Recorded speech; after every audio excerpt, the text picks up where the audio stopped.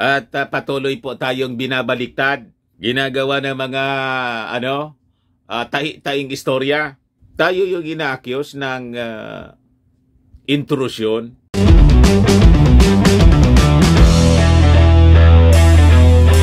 Kasama mga kababayan sa agenda ng pagbisita ng Japanese Prime Minister dito sa Pilipinas ngayon at bukas yung mainit na issue sa West Philippine Sea.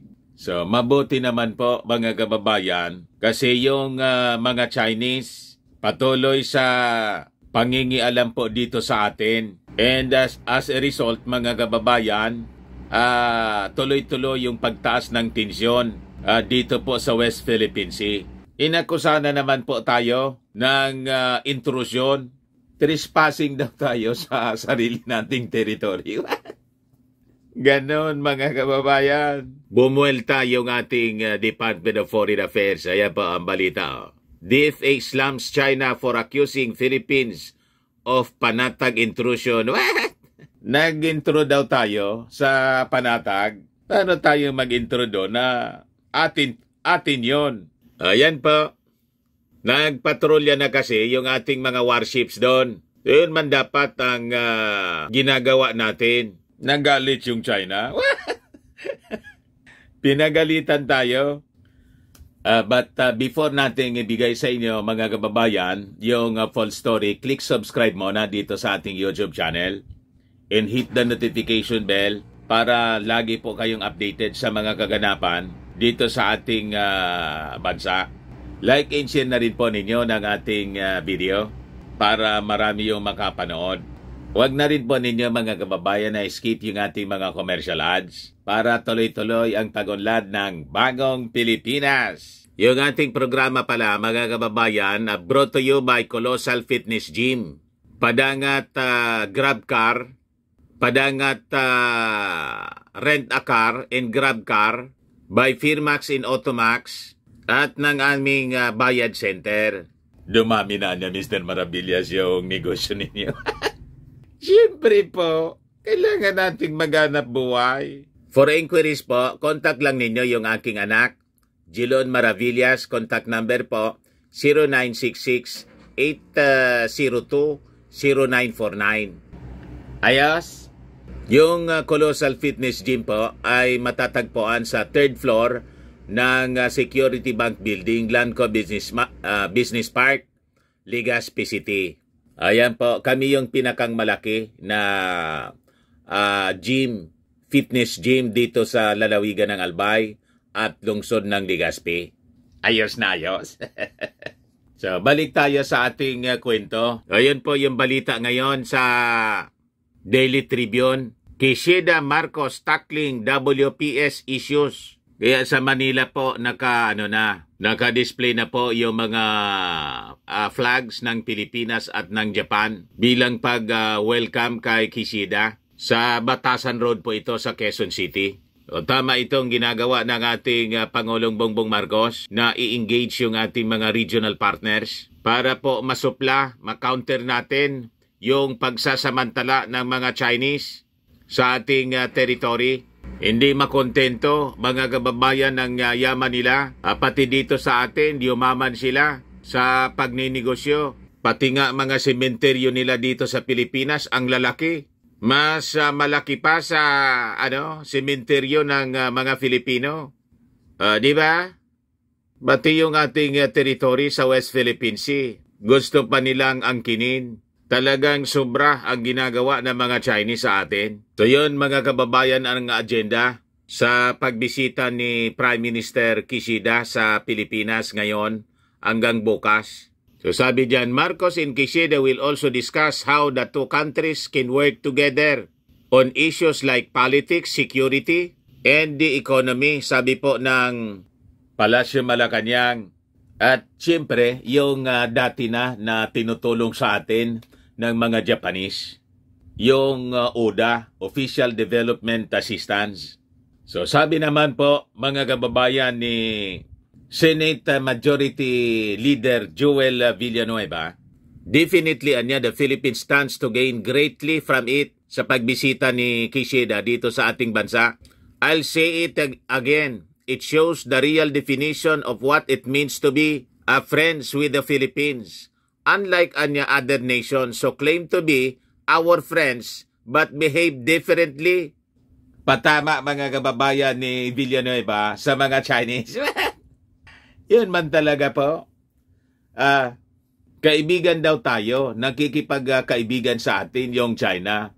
Habang binubomba tayo, mga kababayan ng water cannon, at pinagnanakawan po tayo ng ating mga natural resources at sinisira pati yung ating environment.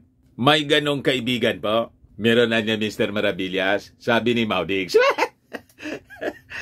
At yung mga politikong pro-China. So yung China po, siya yung ori ng kaibigan na sinasaksak yung kanyang sinasabing friend. Sinasaksak niya sa likod, mga kababayan. So sabi ng Senador, Prime Minister Quezada aims to lay down the groundwork for a new security treaty with our country. And we are happy because of the expansion of its network, which they called quasi-allies for joint training dito sa Indo-Pacific. On Wednesday, Japanese Chief Cabinet Secretary Hirokazu Matsumo said, the Philippines and Japan are in final negotiations now on an official security assistance program with Manila. So sabi po ni Hirokazu, yung Japan at ang Pilipinas nasa pag-finalize na po ng equipment details at agreement signing. So magbibigay sila po sa atin ng mga defense equipment. Kailangan natin kasi po para sa defense ng ating territory. So the Japanese government will give Philippines free defense equipment. Sabi po ng Japan. So kasama daw sa ibibigay yung mga maliliit na patrol boats at saka radars bilang parte ng Government Security Capacity Development Assistance or OSA. OSA program to keep China in check dito sa West Philippine Sea.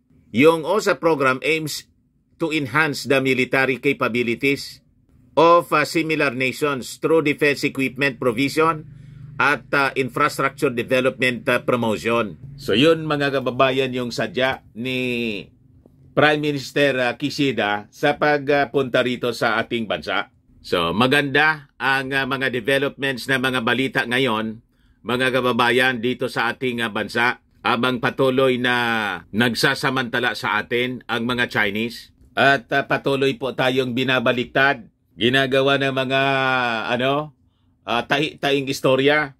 Tayo yung inaakyos ng intrusyon. Ibumuelta yung ating DFA po. Kaya sabi po ng DFA, wala niya kaming obligasyon to seek permission of Beijing when navigating in its own waters. Saan ka nakakita mga kababayan na ang gustong mangyari ng mga Chinese, pag tayo'y nagpapatrolya sa ating sariling backyard, dapat humingi tayo ng permiso sa kanila. Matindi po. Kaya sabi po ng DFA, the Southern Theater Command of the Chinese People's Liberation Army anya has no legal basis to claim that the BRP Conrado Yap intruded in the waters of Panatag Shoal on October 30. Panatag, also known as Baho de Masinloc, is an integral part ng ating territory as acknowledged under the United Nations Convention on the Law of the Sea, sabi ng Department of Foreign Affairs. O yan po yung BRP Conrado Yap, isang warship ng ating bansa na ipinadala ng ating gobyerno para magpatrolya. Ito na yung ginagawa ng ating gobyerno para mag-send ng strong message sa China na hindi tayo po pasisindak sa kanila. At pag kinanti nila yung ating military vessel, yung ating warship, takot man sila po Alam nila mga kababayan na yun po ang magti-trigger ng mutual defense treaty natin with America. Magkakaroon po ng rason po yung Amerika para umatake to defend the Philippines po. Mutual Defense Treaty nga po siya. Takot man po yung mga Chinese.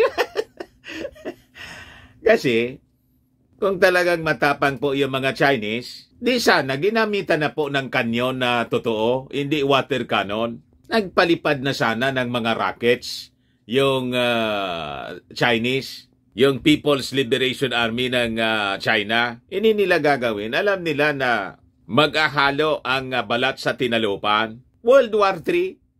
Ang mangyayari niyan, itong pinag-aagawan na territory po, maaabos siya, mapupulbos, walang magkikinabang dyan. Kumbaga malalagasan tayo, mas malalagasan po sila kasi mas malaki silang bansa. Mas marami sila, yung mga Chinese, 1.4 billion na yata. So, mamimili sila. Ang choice po, war or peace. Pag pinili nila yung gira, lahat tayo talo. Kasama sila sa talo doon. Wala mang panalo sa gira po. Magkakaubusan lang tayo niyan. Pag nadurog yung ating mundo, wala na tayo lahat matitirhan. Di ba? So, ano pa yung pag-aawayan natin? Wala na rin yung mga taong mag-aaway kasi lahat na po nalibing. Di ba ganun po ang resulta ng gira? So, kayo mga Chinese, mag-isip-isip kayo. Pagsabihan ninyo yung inyong leader, si Xi Jinping, na huwag masyadong swapang. Pwede man tayo na mamuhay ng tahimik. Mangisda kayo dyan, mangisda din kami. Sabi dyan mga kababayan, the statement of the Southern Theater Command of the Chinese People's Liberation Army alleging that the BRP Conrado Yap intruded in the waters near Bajo de Masinloc on October 30 has no legal basis and only serves to raise tensions in the West Philippine Sea. Sabi ng Department of Foreign Affairs. Sabi po ng ating gobyerno, yung ating warship, nagsasagawa siya ng maritime patrols in the waters around Bajo de Masinloc. Lehitimo siya, routine act of a sovereign country in its territory and territorial sea. At partian niya siya ng Philippines Administrative Responsibility. So wala kayong karapatan na pagsabihan kami at wala kaming responsibility na humingi sa inyo ng permiso. Kasi territory namin. O sabi dyan sa balita mga kababayan, Beijing said the Philippines seriously violated China's sovereignty. What? International law and basic norms governing international relations and is highly likely to cause a misunderstanding and miscalculation. Bakit hindi ninyo binira? Di ba? Binaliparan na sana ninyo ng rockets kung yun ang paniwala ninyo. Takot din kayo na birahin kasi alam ninyo nakasilip lang, nakahanda na yung Amerika to respond. Pagkatapos tayo pa yung inaccuse ng China ng provocation. What? Ayan po sabi nila, it urged the Philippines to immediately stop its infringement and provocation to avoid further escalation. Binabaliktad po tayo. Napakalayo nitong Bajo de Masinloc sa kanilang territory. Kayo yung dumayo dito sa amin. Pagkatapos, sasabihin ninyo, kami yung nagpo-provoke sa inyo. Sobra na yung kawalang hiyaan ninyo sa amin. Kaya sabi po ng ating Department of Foreign Affairs, kayo anya yung pumapasok dito sa aming territory. The DFA stressed that it is China that is intruding into Philippine waters. Armed Forces of the Philippines spokesperson Colonel Medel Aguilar derided China's statement saying it had been hurt because of its own doing. We are a sovereign country and we have an independent foreign policy. So for me, it is a big insult when they say that other countries are dictating on us. Ginagawaan niya natin ito para i-protect yung ating mga mangingisda, especially those whose livelihood are in the West Philippine Sea. Ngayon, sabi po ng Chinese Foreign Ministry spokesperson na si Mao Ning, na barkada ni Mao Diggs, nagwarning po sa US na huwag daw mangialam from the affairs of China in the Philippines as it's not a party to the South China Sea issue. Anong hindi party yung Amerika sa South China Sea issue? Party siya kasi may mutual defense treaty kami sa Amerika. At saka yung South China Sea, hindi man po inyo. Nagkataon lang na South China Sea siya. International water siya kung saan may karapatan yung mga bansa sa buong mundo na dumaan dyan. International waters nga eh. Naintindihan ninyo mga swapang na Chinese? Hindi po papayag yung aming presidente. Kasi yung aming presidente po, strong leader. Hindi ninyo kasi kayang paikotin tulad ng barkada ninyo na si Maudigs. Kaya nanggagalaiti kayo. Na-checkmate kasi namin kayo. Magaling kasi yung aming Pangulo eh. Ayos pa? Ngayon, kausap ng ating Pangulong Bongbong yung Prime Minister ng Japan para po tulungan tayo na ma-modernize yung ating defense capabilities natin. Ayos? Ayun man lang po mga kababayan. Baka lang gusto ninyo po itong itry. Firmax Firming and Lifting Cream. Pinapahid po sa mga pulses in affected area. Mainam po sa paninigas na mga kaso-kasoan. Ito naman po Automax Radiant Serum. Sa mukha naman yung application. Anti-aging po siya.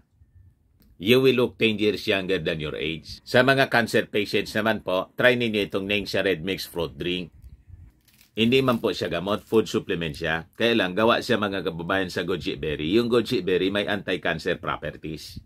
Yung mga inquiries ninyo po, dumiritso na lang kayo sa aming messenger sa Facebook para masagot namin agad. Sa kayo mga mahilig po sa gym, invited namin po kayo sa aming Colossal Fitness Gym. Mayroon din po kaming padangat rent a car, grab car mga kababayan. Saka may bills payment po kami. May bayad center na po kami sa aming office. Pwede kayong magpabook sa PAL, sa Cebu Pacific, pati mga payment sa Meralco, sa PLDT. May BDO Pay na rin po kami. Ang Colossal Fitness Gym po matatagpuan sa 3rd floor Security Bank Building, Lanco Business Park, Legazpi City. For inquiries, hanapin lang po ninyo yung aking anak. Contact ninyo sa number niya 0966-802-0949. Ayan po yung aming Colossal Fitness Gym. Kami po yung pinakamalaking gym ngayon dito sa Albay. Pati yung roof deck ng building na yan, occupied po namin. Yan po yung loob. Marami na yung mga nagji-gym po sa amin. Ayan po. Ayos na ayos. Napakalinis po niya. Ayan po yung aking anak, si Gilon Maravillas. Siya na lang po yung hanapin ninyo. Tuloy lang po tayo sa paghanap buhay. Ayos. Ako po si Dante Maravillas. Bye-bye po. God bless.